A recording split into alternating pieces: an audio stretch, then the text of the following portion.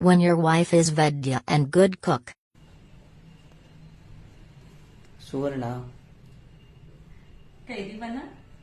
ग्रंथात आम्रपाणक म्हणून याचा संदर्भ सापडतो. कैरी स्वच्छ धुवून 15 मिनिटं पाण्यात उकळून शिजवून घेतली.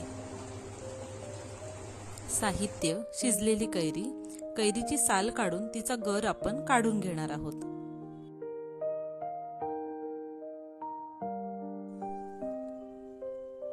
सैंधव, किसलेला गूळ, इलायची पावडर.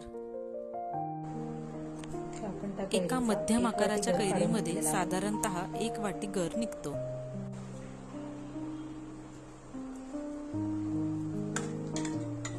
पन्ह बनवण्यासाठी एका मोठ्या भांड्यामध्ये गर काढून घेतला.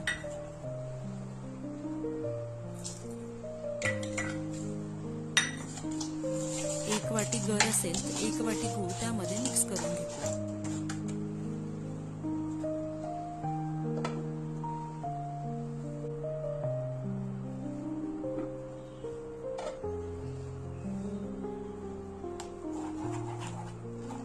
यामध्ये अर्धा चमचा मीठ.